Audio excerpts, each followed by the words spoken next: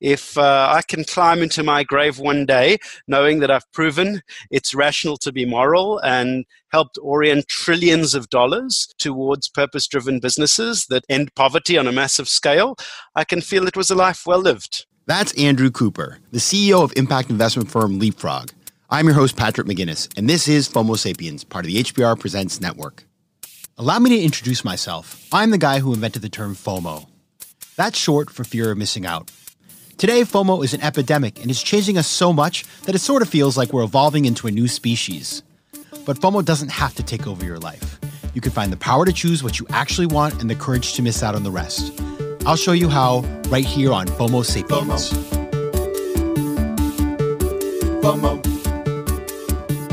Welcome to FOMO Sapiens, the show where I interview people who are changing the world and ask them how they choose from among the many opportunities and options in their busy lives.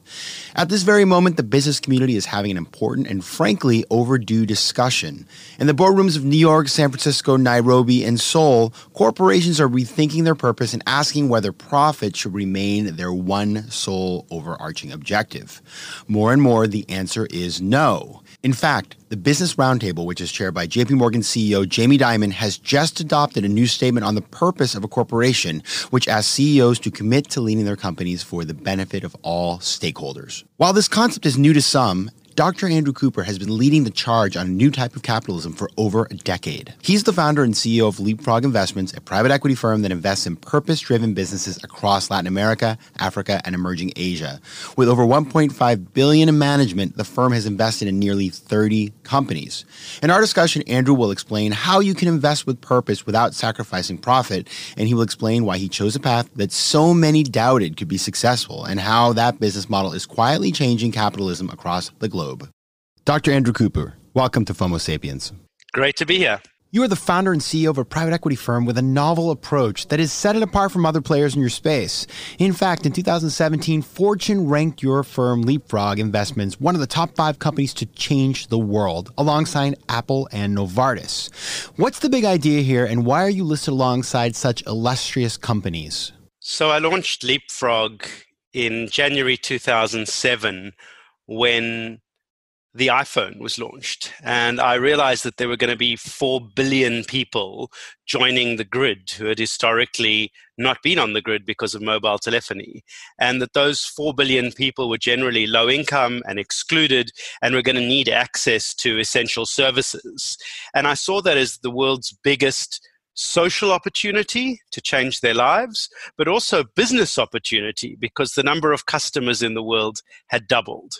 So we set out to invest in and build businesses that would serve those billions of rising consumers in Africa and Asia especially.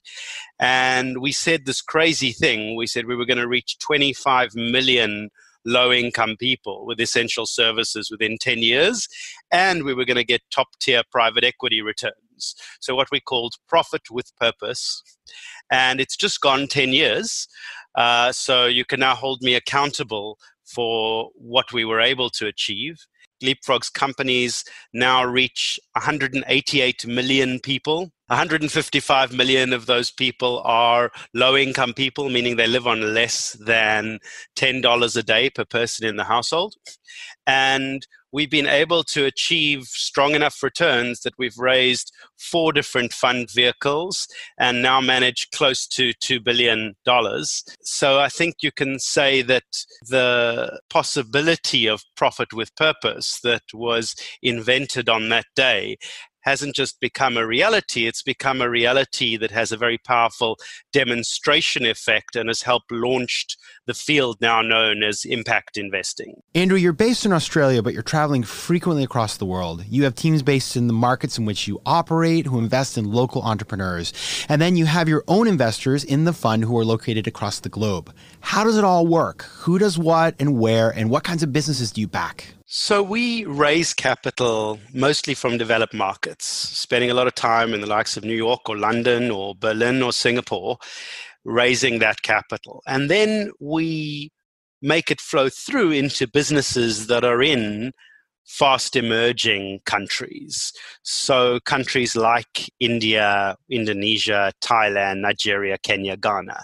And we typically have teams on the ground in those countries finding great businesses to invest in.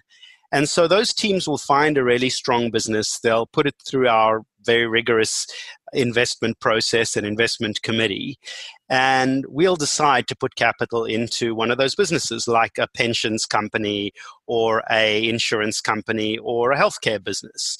And we put that capital in, and then they use that capital to grow the business. And how do you grow the business? Well, you serve ever more people with ever more products. So you might take your company from serving 100,000 people with 5 different products to serving 10 million people with 10 different products, which some of our companies have actually done. And those companies then are really focused on serving customers with tools or products or services those customers can use. So in the end, it's the customers who are changing their own lives. And I love that, because part of the problem with development, international development historically, is that people arrive and kind of munificently give stuff to others who they regard as poor. And who's the agent in that situation? It's the rich giver. What I like about our approach is that the agent in the situation is that emerging customer, that low-income person who's taking the tool that they're choosing to buy from you at very low cost and using that tool to change their own lives. They are the agents of their own destiny. And then they're being served by a company that's generally run by a local management team, people who are from that market, who have built an incredible business and are doing things right in that market. So they're changing their own society. And then the LeapFrog team is predominantly from those markets. So we're actually helping our societies to transform countries that we're from.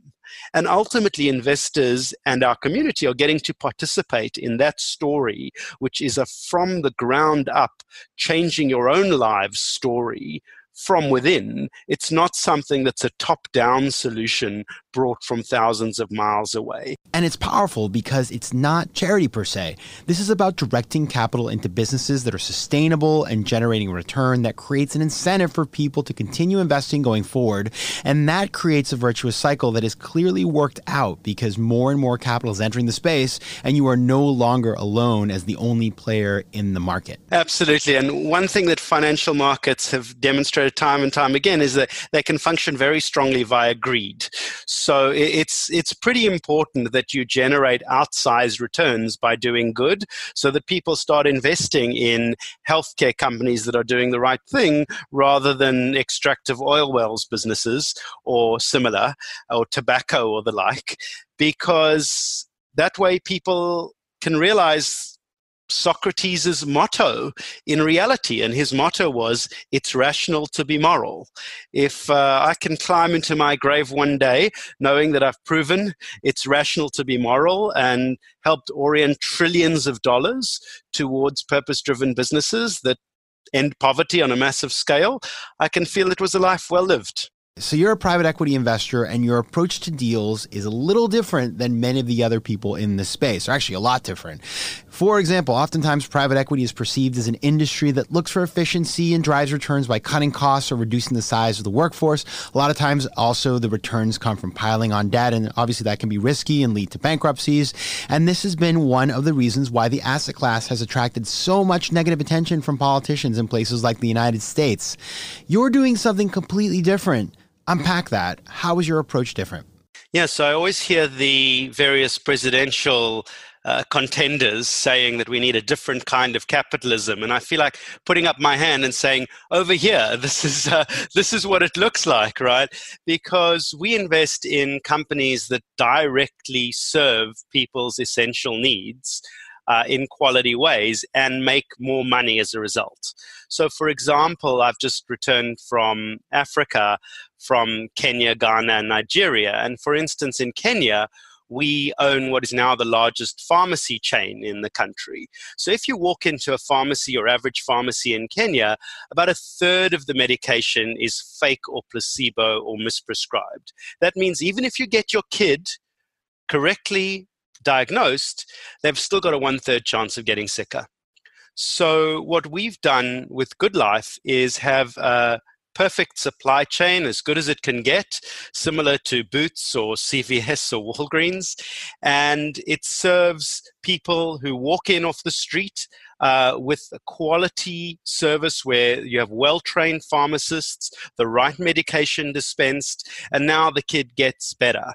Now, the thing is, when we invested, there were just a few 100,000 people reached, and there were 19 stores.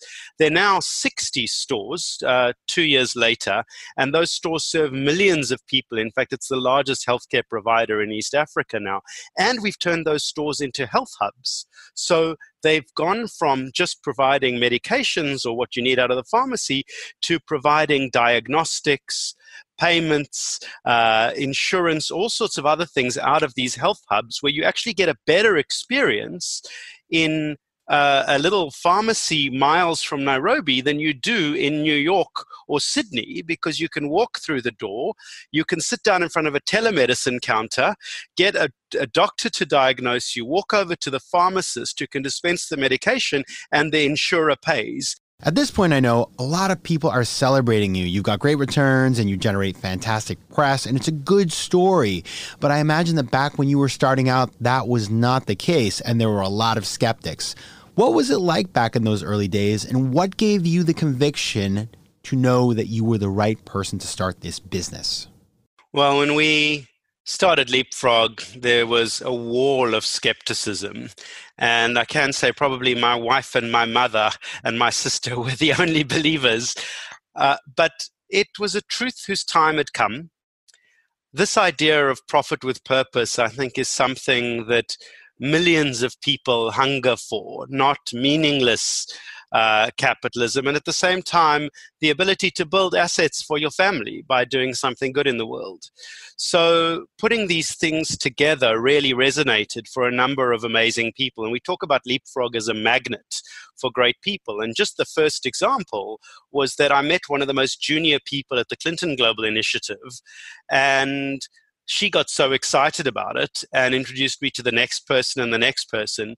And very soon, to launch LeapFrog, when we had $0, I was on the stage with President Clinton announcing that we were launching this thing and announcing the kinds of targets you can see. And you can still view that video online.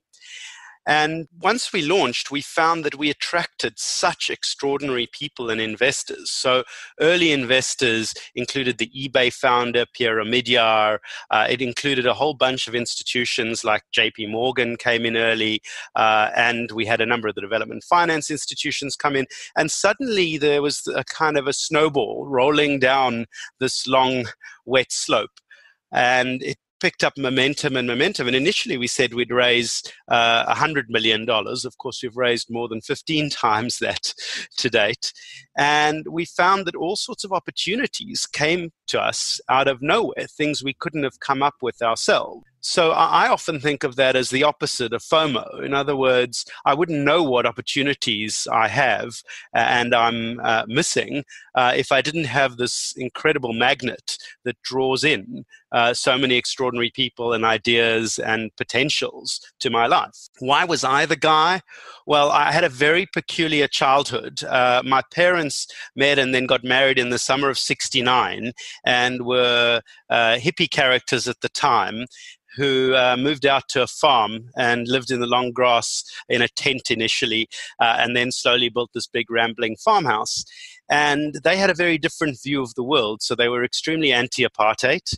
And this was in depths of apartheid South Africa, and sent me to a school called Woodmead, which was in fact the only unsegregated school under apartheid at the time. So including one of the Mandela kids, but it was a mixed race school at a time where you would sometimes have apartheid army vehicles parked outside and would feel very threatened. Imagine, Georgia in the 50s in a mixed race school. So I had a sense that social justice really is a very personal pursuit.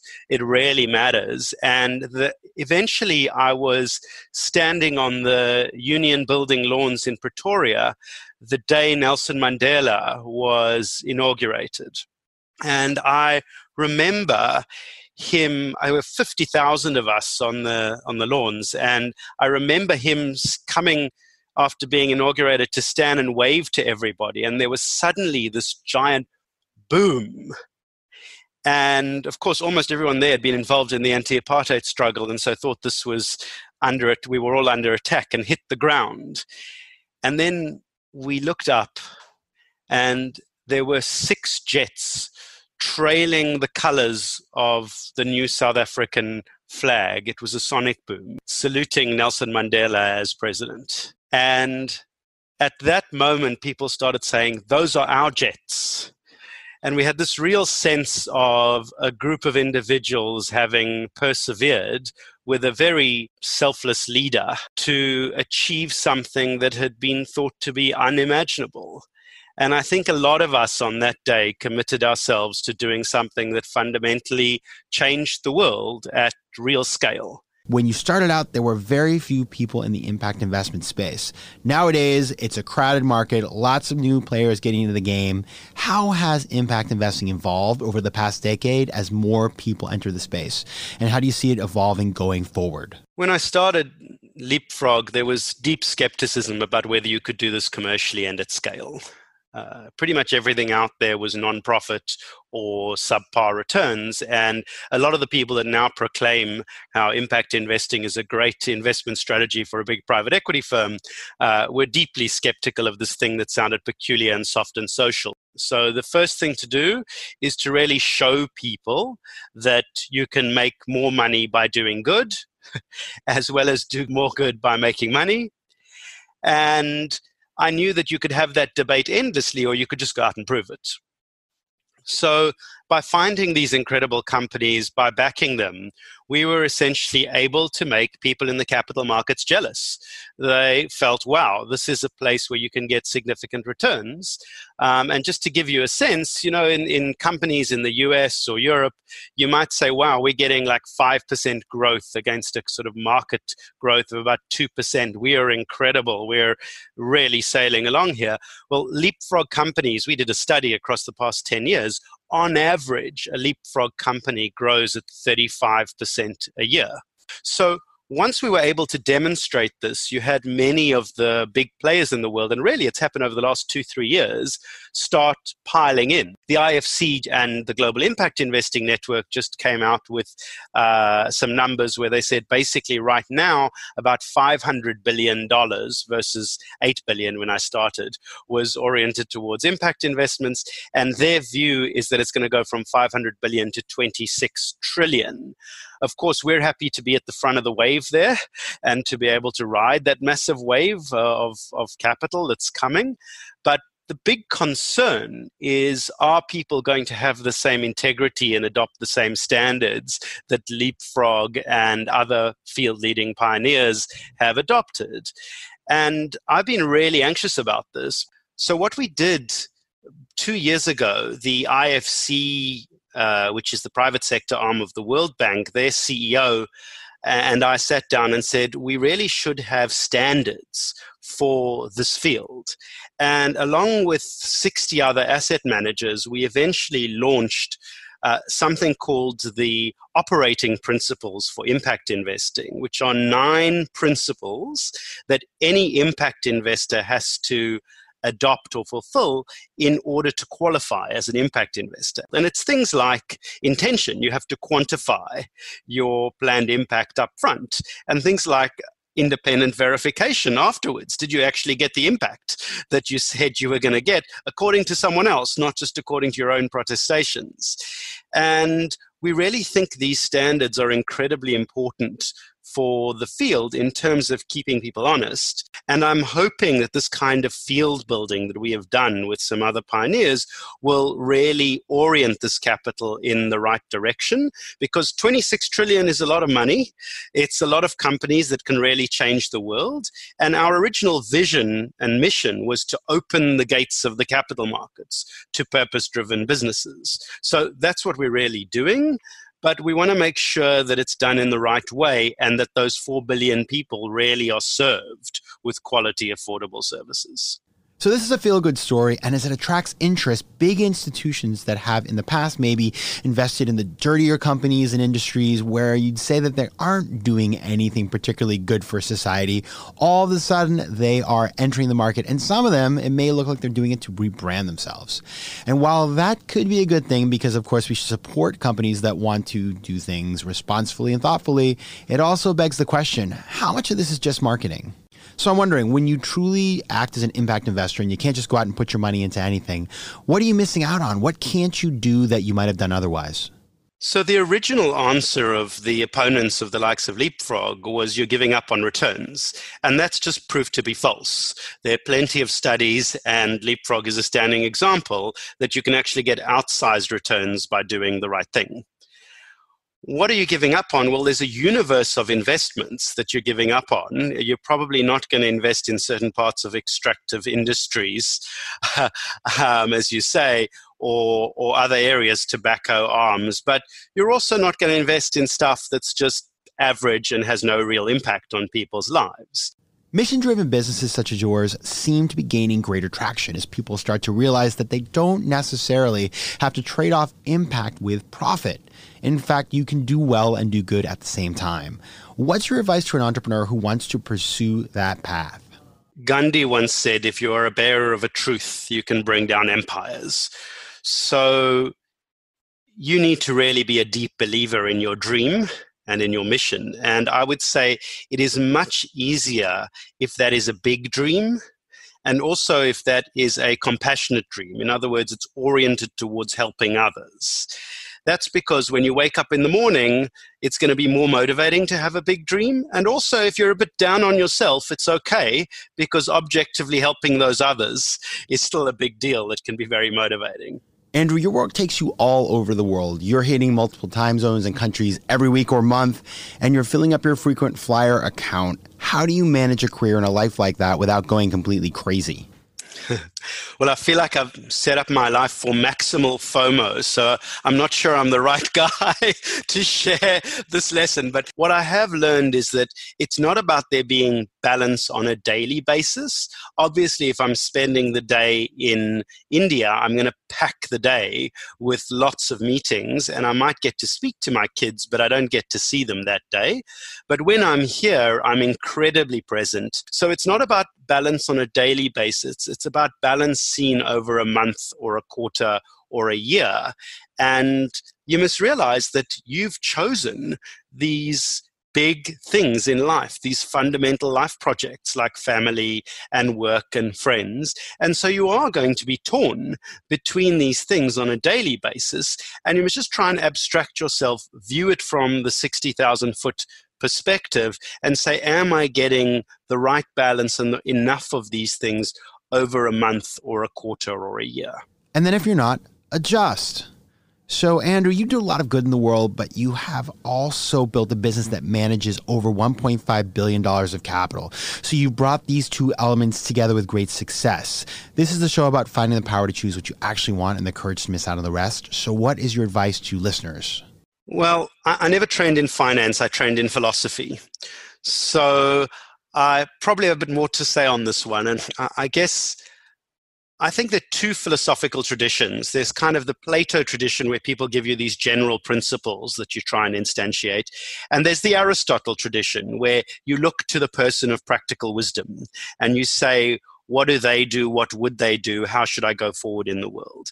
And more I've learnt that the Aristotle tradition helps most. In other words, find people who you incredibly admire, make them into mentors, friends and dialogue partners, and have great conversations with them.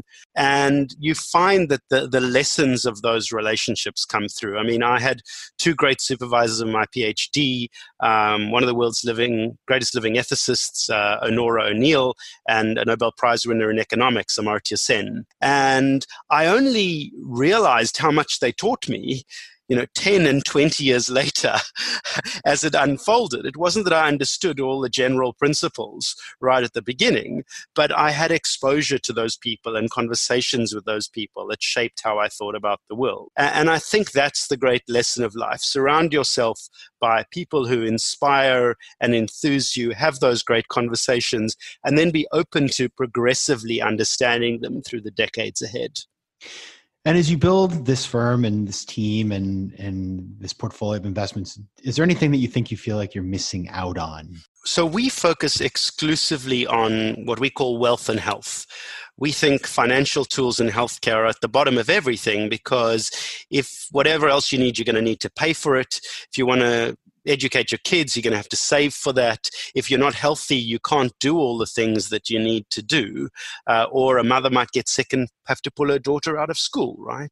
So wealth and health are at the root of everything. And we've been zealously focused on that and getting to almost 200 million people who we've been able to help with that. And we now have a new goal, which is to reach 1 billion people with essential services and change their lives. But if you think about that, that leaves 3 billion low-income people untouched.